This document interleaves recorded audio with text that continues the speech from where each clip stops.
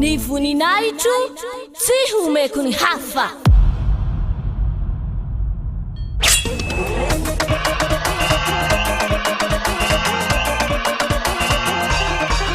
Quatre mars, la grande fête de Yahushua.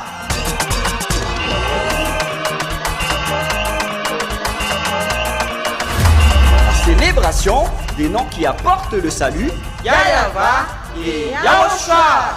Prêché par l'ambassadeur de Yahushua, Ziadia Elia.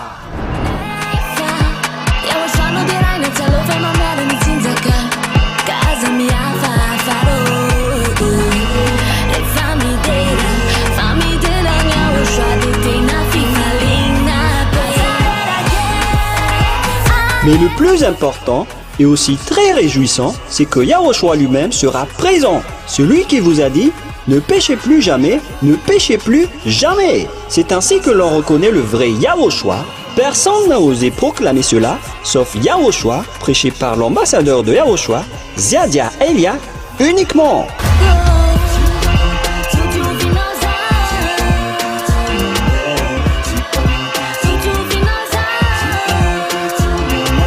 Venez nombreux pour assister à la grande fête de Yahushua le 4 mars 2025 prochain.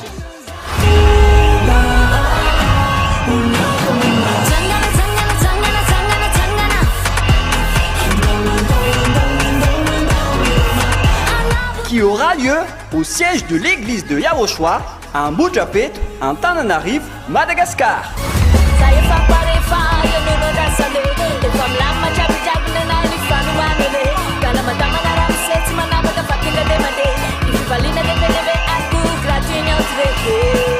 À tous les humains, peu importe où vous êtes sur cette terre, venez rendre gloire et célébrer celui qui vous a créé. Yahyawa et Yahushua.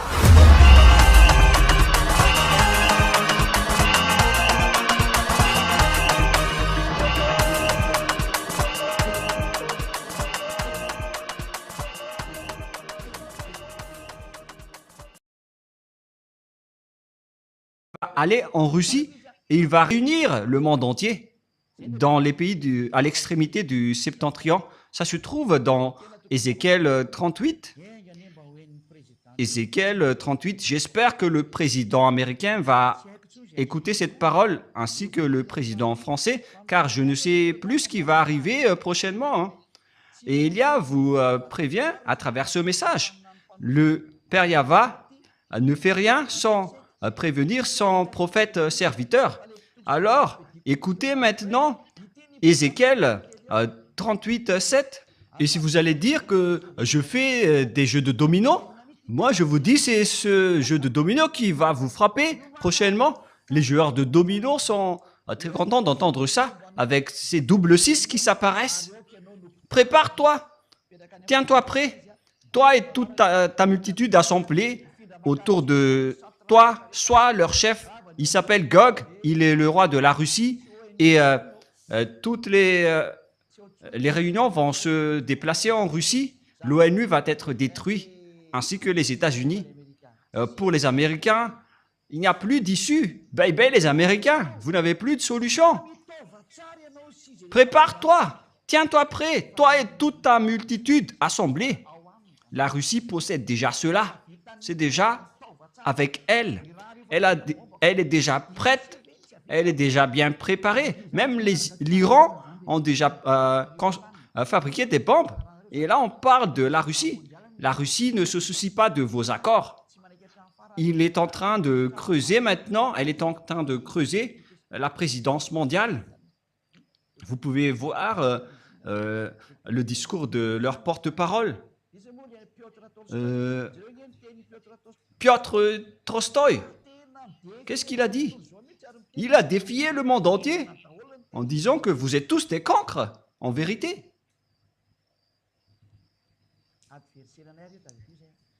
Mais souvenez-vous que ce sont nos adversaires. Hein. On ne complimente pas nos ennemis.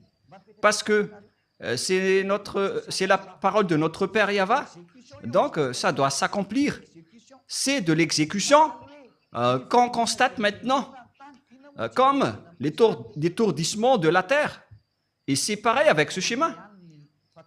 Et l'accomplissement de la parole qui parle de l'étourdissement de la terre est déjà en cours. Si la terre est étourdie, c'est-à-dire que on a enlevé sa fondement. Hélas pour vous, la terre et ses habitants. Toutes vos fondements et toutes vos protections sont déjà détachés. Tout ce qui concerne votre terre se détache. Votre terre s'ébranle. Il n'y a plus de protection et de balises pour votre terre. Tout est détruit. Il n'y a plus de chose qui est normale. Et nous allons voir aussi cette parole des enfants dans Ésaïe 14 déjà, les enfants qui parlent de la terre qui est brisée. Waouh! C'est où déjà? La parole qui dit que la terre va être en étourdissement. Je ne me souviens pas, les enfants. Qui d'entre vous se souvient de cette parole qui dit que la terre est dans l'étourdissement comme un être ivre? Voilà, Ésaïe 24, 19, Riri. Vous avez encore oublié. Donc, je dois encore feuilleter ma Bible pour s'en souvenir. Allons-y. Mais il faut quand même se souvenir de tout cela, Rouve. Vous êtes des journalistes. Alors, c'est intéressant pour vous, ces sujets d'ivrogne. Voilà. Allons-y alors. Ésaïe 24, 18. 18 et 19. Celui qui fuit devant les cris de terreur tombe dans la fosse, et celui qui remonte de la fosse se prend au filet, car les écluses d'en haut s'ouvrent. C'est la porte du ciel des cieux qui s'ouvre, et les fondements de la terre sont ébranlés. Il n'y a plus de fondements pour vous. Tous vos fondements sont ébranlés, et c'est déjà en cours en ce moment. Et que Yahushua bénisse tous ceux qui accomplissent cette mission. La terre est déchirée, la terre se brise. La terre chancelle comme un lit flottant. Et la terre chancelle comme un homme ivre. À cause de vous, les humains, c'est la terre qui subit vos erreurs. Alors que la terre n'a rien fait. C'est vous, les humains, qui l'avez détruit. Et là, elle est brisée et ne se relève plus. C'est vraiment triste, l'histoire de la terre. Et c'est pourquoi le Père Yahva a dit, en ce jour-là, le Père Yahva châtiera l'armée d'en haut et sur terre, les rois de la terre. C'est déjà en cours, c'est déjà au-dessus de votre tête, notamment les extraterrestres. Et votre terre se détache maintenant. Il n'y a plus de nœud qui les retient. C'est pourquoi la terre devient... la terre chancelle comme un homme ivre. Vous allez voir les habitants de la terre qui vont être ivres de la vie. Voilà ce qu'on peut dire. Ils sont devenus ivres de la vie pour répondre aux diffamateurs et à ceux qui nous ont dénigrés. Nous allons voir ensemble les conséquences. Voilà donc, on confirme vraiment les crises et les déstabilisations avec les arrivées des extraterrestres, les flammes qui brûlent et qui s'accélèrent, les terres qui brûlent automatiquement avec l'histoire de Californie et Los Angeles. C'était quelle ville l'autre déjà? Californie. L'autre ville aussi a brûlé en flammes. Et ce qui était drôle, c'est que ça a brûlé dans la neige. Notamment à Los Angeles. Je ne me souviens pas trop déjà. J'ai déjà dit Los Angeles. La ville brûle en pleine période glaciale. Ce n'est pas du tout logique. car en Amérique, aujourd'hui, il fait vraiment très froid. Alors que des villes brûlent. C'est vraiment étonnant. Il y a de la flamme dans de la glace, mais vous ne pouvez pas donc combattre ce Créateur. Le dernier prophète est déjà arrivé. Il s'appelle Élia, qui va anéantir les faux dieux. Moi, je vous envoie déjà un message à vous, les humains, pour vous dire, voilà ce qui va se passer. Soyez vigilants. Et vous osez diffamer, dénigrer celui qui vous donne des signaux. Tous ceux qui ont dénigré Élia, ce sont les amis du diable. Préparez-vous. Ce sont des amis des extraterrestres et de la bête, car ils ne vous ont pas ôté du péché. C'est seulement celui qui ôte les péchés, qui aime les humains, comme Élia et Yahushua. Il vous sauve en vous disant, n'entrez pas dans ce sens-là, c'est mauvais pour vous. Mais comme les diables, ils sont des diables, ils cherchent toujours à être leaders. Ils sont condamnés à être comme cela, car c'est comme ça qu'ils ont fait au ciel des cieux. Ils ont défié le Père Yahva. Pour quelle raison? Ils voulaient être chefs et leaders. Donc le Père Yahva les a condamnés et maintenant ils se battent toujours. Et ils se battent toujours, même s'ils sont déjà devenus des présidents, ils se battent toujours. Ils ne veulent rien savoir. Et on voit également cela avec le caractère de Gog. Tout le monde se prosterne déjà devant lui. Pourquoi il va encore lancer des flammes? Je ne sais pas si vous avez déjà vu cette histoire. Puisqu'il est devant Élia, il va affronter Élia. Et donc, au final, il doit lancer des flammes car il ne sait plus quoi faire. Et si vous allez dire, mais qu'est-ce que vous êtes en train de dire?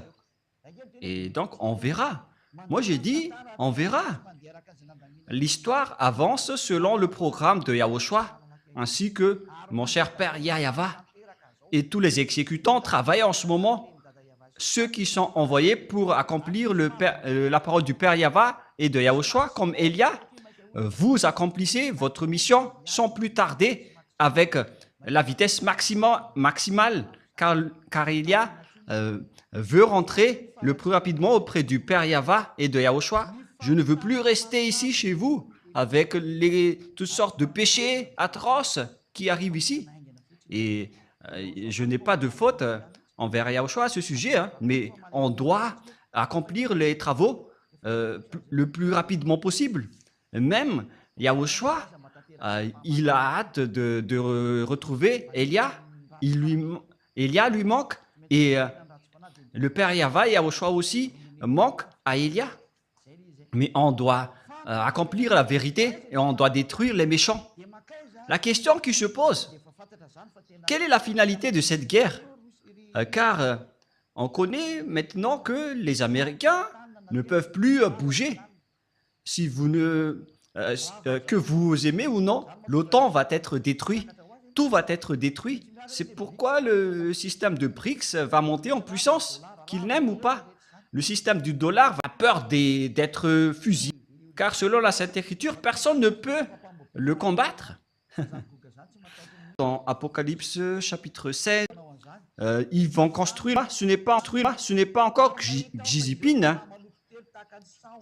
Et je vis sortir de la bouche du dragon, et de la bouche de la bête, et de la bouche des fous. Et celui qui veille et qui garde s'avertit les anneaux de Yahushua pour bien garder ses vêtements et pour ne pas être nu. Et ils les rassemblèrent dans le lieu appelé en hébreu Armageddon. On parle ici de Armageddon et de la vallée de Josaphat qui peut contenir une importante manœuvre militaire. Ny voninahitro tsy homeko ny hafa.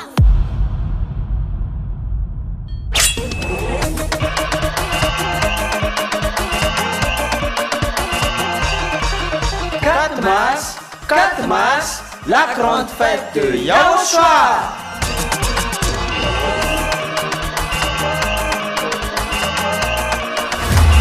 Célébration des noms qui apportent le salut, Yahva et Yahushua. Prêché par l'ambassadeur de Yahushua, Ziadia Elia. Yahushua no dirai na tsalova mamera ny tsinjaka kaza mihafa farô. Efa midera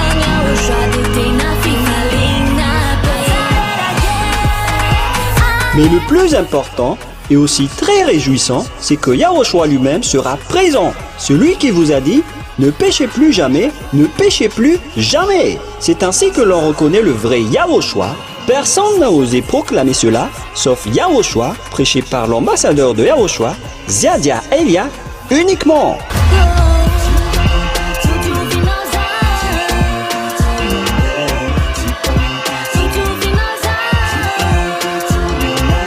Venez nombreux pour assister à la grande fête de Yahushua le 4 mars 2025 prochain.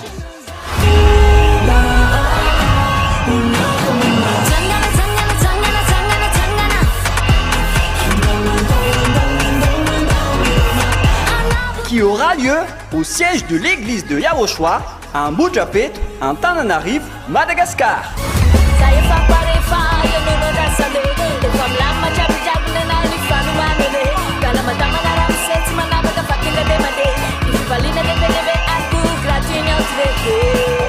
À tous les humains, peu importe où vous êtes sur cette terre, venez rendre gloire et célébrer celui qui vous a créé.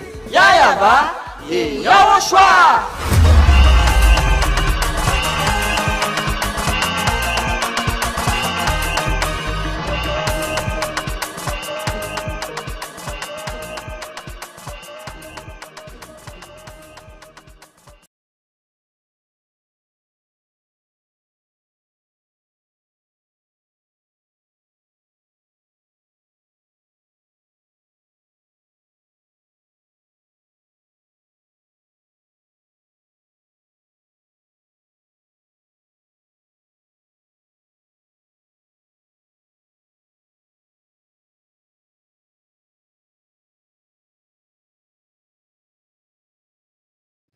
On parle ici de la vallée de Josaphat dans Armageddon. Armageddon en juif. En fait, on parle de la montagne de Megiddo. Et les Malagasy et les Français ont appelé Armageddon. Donc là, c'est clair. On voit ici que les Chinois sont les spécialistes dans la construction des routes. Ils sont maîtres de la construction des routes n'importe où, partout, jusqu'à Madagascar. Les Chinois ont un grand part de marché dans la construction routière. Et on parle que de Madagascar, qui est un petit pays. Et imaginez, dans les autres pays, le monde entier ne peut pas échapper aux paroles de Père Yahva. Et donc, d'où vient cette bête en réalité? Apocalypse 13, il vient du septentrion. Nous allons poursuivre ensemble en disant que cette bête, c'est une conception diabolique. Apocalypse 13. Apocalypse 13. Et il se tint sur le sable de la mer. On parle ici du dragon qui se tint sur le sable de la mer après avoir attrapé et persécuté la femme et son fils. On parle ici des Israéliens, mais on ne va pas encore approfondir le sujet. Mais nous allons d'abord parler de la bête. Puis je vis monter de la mer une bête qui avait 10 cornes et 7 têtes, et sur ses cornes 10 diadèmes, et sur ses têtes des noms de blasphème, comme lorsque Jésus a fait des blasphèmes à Élia. Il y avait plein de gros mots. La bête que je vis était semblable à un léopard. On va laisser ça de côté. Et donc cette bête est montée de la mer. C'est clair alors que c'est une conception venant de la mer. Cette bête vient de là-bas. On l'a conçue depuis divers endroits, mais en terminaison, c'est une conception maritime avec le Léviathan. C'est le Léviathan qui est son principal concepteur, d'après la réalité. Et si vous allez dire, mais pourquoi vous connaissez tout cela? Mais on connaît tout. C'est une conception du Léviathan. Où est passée la parole qui parle du Léviathan? Rouve, vous vous souvenez? Nous allons Donc, recherchez cette parole dans le livre d'Ésaïe.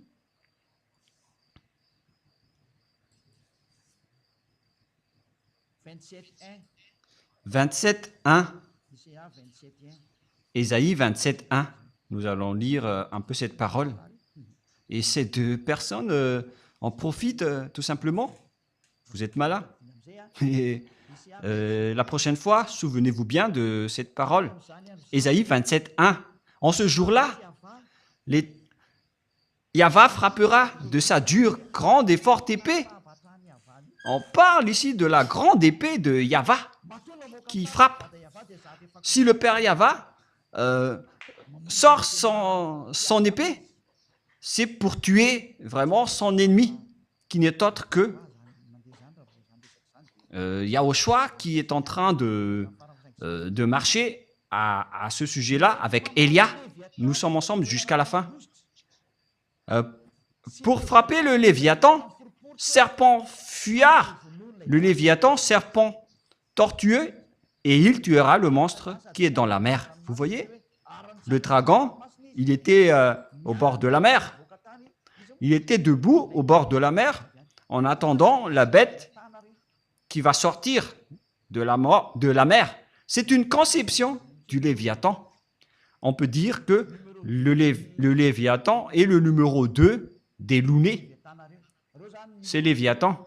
Les Léviathans font partie des numéros 2 des Lounés. Ils ont une base maritime. C'est pourquoi ce n'est plus conseillé de voyager par la mer. Pour vous les humains qui aimez voyager par la mer, moi je vous dis, vos cadavres vont disparaître là-bas. Même avec ces cyclones qui sont graves en ce moment.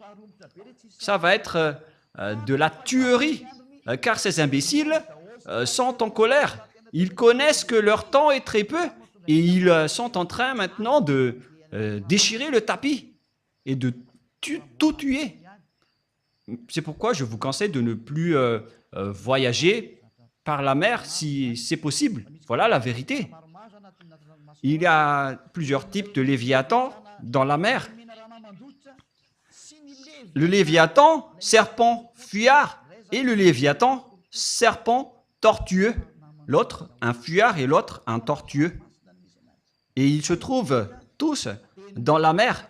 Et Gog, donc, a été conçu dans la mer. Voilà. Il avait une conception extérieure tout d'abord, car on a besoin d'un apport extérieur au début. Donc, on a dû apporter quelque chose depuis l'extérieur de la mer. Et après, on l'a conçu dans le laboratoire sous-marine. Et si vous allez dire, est-ce que vous avez déjà vu leur laboratoire?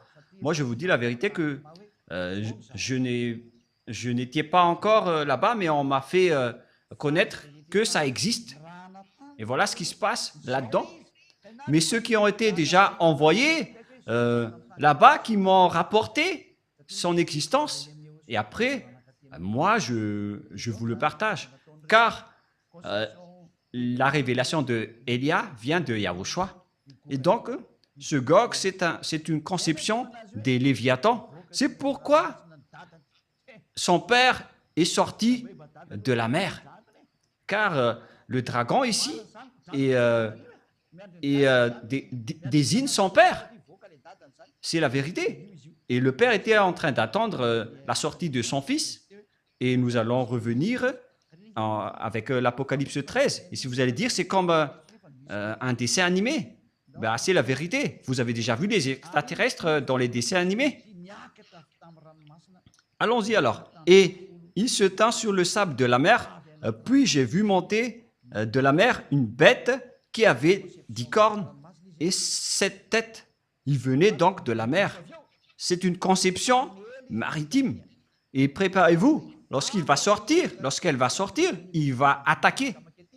Et les extraterrestres qui sont tombés d'en haut jusqu'ici sont différents de ceux qui vont sortir de la mer, qui n'est autre que Gog. C'est une conception sous-marine. Il a été conçu dans le laboratoire sous-marine c'est-à-dire qu'il existe des laboratoires extraterrestres sous la mer. Elia a donc expliqué toutes les choses. Alors préparez-vous, car Gog va entrer. Je ne dis pas que ça va être demain ou après-demain. Hein. Le président russe, Poutine, doit accomplir son travail, car il est le précurseur de Gog, le roi de la Russie, celui qui va terroriser le monde, qui vient du Septentrion. Il est arrivé maintenant. Les Américains ne peuvent pas les combattre, sinon vous allez être détruits.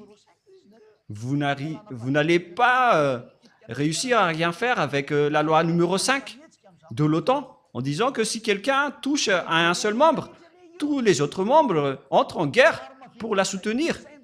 Vous ne pouvez rien faire contre lui. Il est votre chef.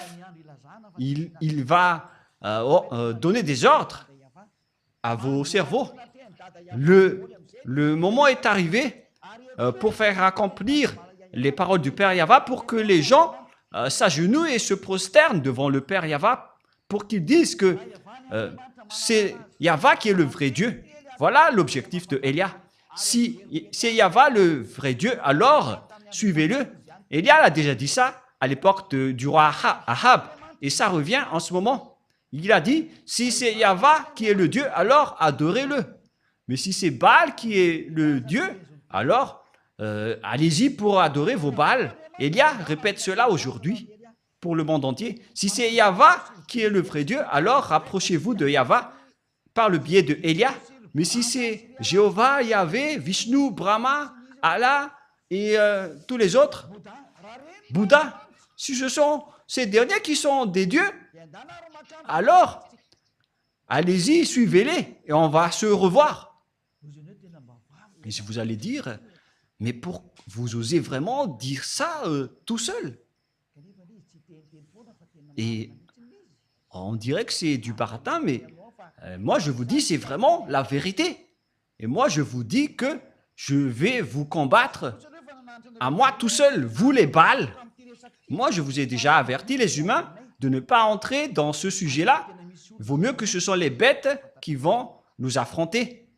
Et ils ont également des bêtes humaines qui nous connaissent déjà. Mais moi, je n'ai rien.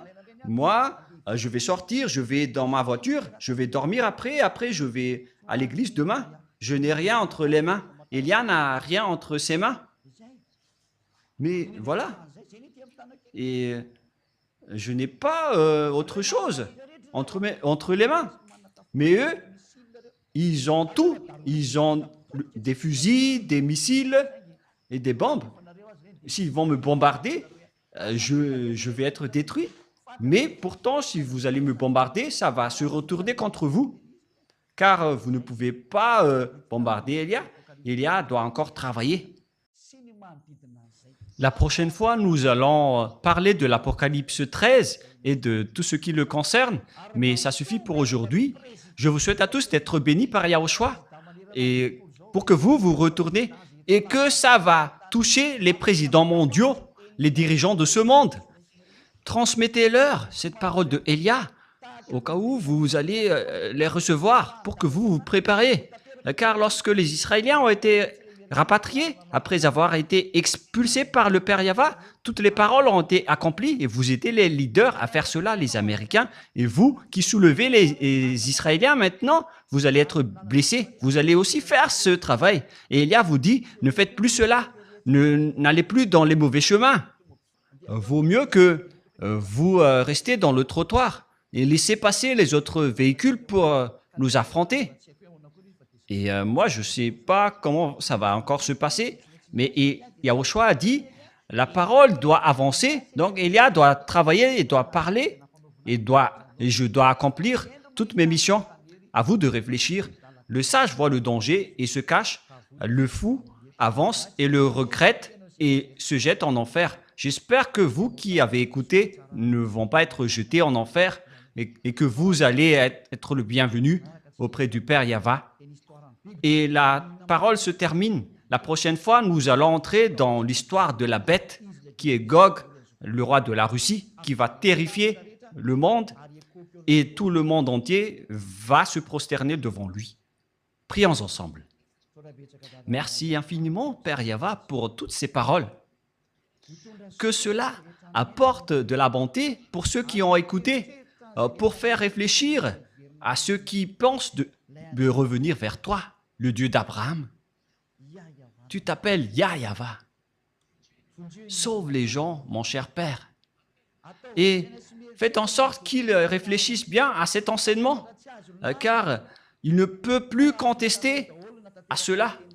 Car si tu as accompli toutes tes paroles avec les Israéliens, et donc, bien évidemment, c'est encore visible jusqu'à aujourd'hui. Qu'est-ce que les humains peuvent encore faire face à cette parole que tu as déjà donnée au monde entier? Ils ne peuvent plus rien faire. La parole doit s'accomplir. Accomplis ta volonté, Père Yahva. Le monde entier doit se prosterner devant toi. Notamment les esprits qui sont élus pour revenir vers toi. Ils vont se prosterner devant toi pour que le monde entier connaisse que tu es le vrai Dieu. Tu t'appelles Yahva.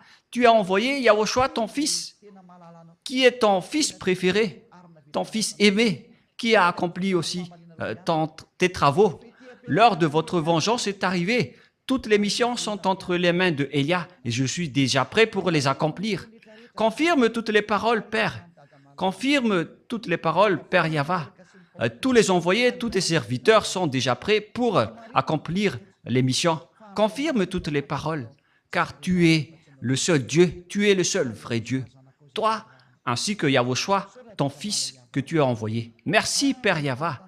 C'est le jour de l'exécution de la parole pour donner gloire au Père Yahva et pour la gloire de Yahushua qui m'a envoyé. Merci infiniment, cher Père Yahva. Et au nom de Yahushua, je fais toutes ces paroles et toutes ces prières entre tes mains et devant toi, Père Yahva. Alléluia. Amen. Et donc, la parole se termine.